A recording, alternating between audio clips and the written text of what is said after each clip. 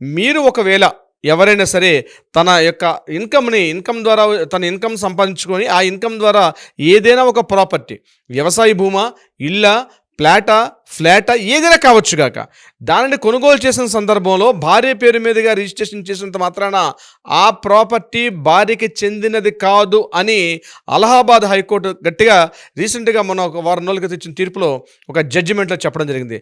సౌరభ్ గుప్తా అన్నటువంటి ఒక వ్యక్తి ఆ కేసును ఫైల్ చేశారు. వాళ్ళ ఫాదర్ తీసుకున్న ఇన్కమ్ ద్వారా వాళ్ళ మదర్ ఆ ప్రాపర్టీకి, వాళ్ళ మదర్ పేరు మీద ప్రాపర్టీ ఉంది, కానీ ఆ ప్రాపర్టీని కొనింది వాళ్ళ ఫాదర్ ఇచ్చినటువంటి ఇన్కమ్తో కొన్నారు కాబట్టి అది మా మదర్ ప్రాపర్టీ ఆ మదర్ ఏం చేశారు, ఆ మదర్ వేరే వాళ్ళకి ఆ ల్యాండ్ను ఎలక్ట్ చేస్తుంటే ఆ మదర్ ఆ ప్రాపర్టీని అమ్మకూడదని చెప్పి అతను సౌరవ్ గుప్తా కోర్టుకెళ్ళి ఆయన పిటిషన్ దాఖలు చేస్తే ఇది మదర్ ప్రాపర్టీయా లేదా ఫాదర్ ప్రాపర్టీ అనే విషయం మీద దాన్ని పూర్తిగా విచారం చేసిన తర్వాత ఈ ప్రాపర్టీ ఆమెకి చెందినది కాదు, అది కుటుంబపు ఆస్తిగా పరిగణిస్తూ అలహాబాద్ హైకోర్టు తీవ్రమైనటువంటి ఒక వ్యాఖ్య చేయడం జరిగింది. సో నేను దాని డీటెయిల్స్ మీకు చెప్పే ప్రయత్నం చేస్తాను. ఇప్పుడు హస్బెండ్ తన ఇన్కమ్ జనరేట్ చేసుకుంటూ వస్తున్నారు.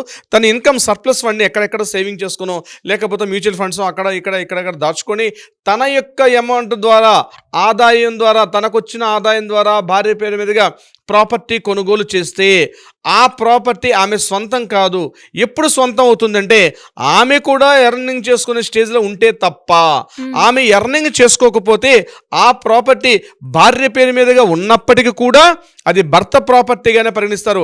ఇంకా భర్త ప్రాపర్టీ కాదు, ఆ కుటుంబం యొక్క ఆస్తిగా పరిగణిస్తామని చెప్తూ అలహాబాద్ హైకోర్టు తీర్పిచ్చారు.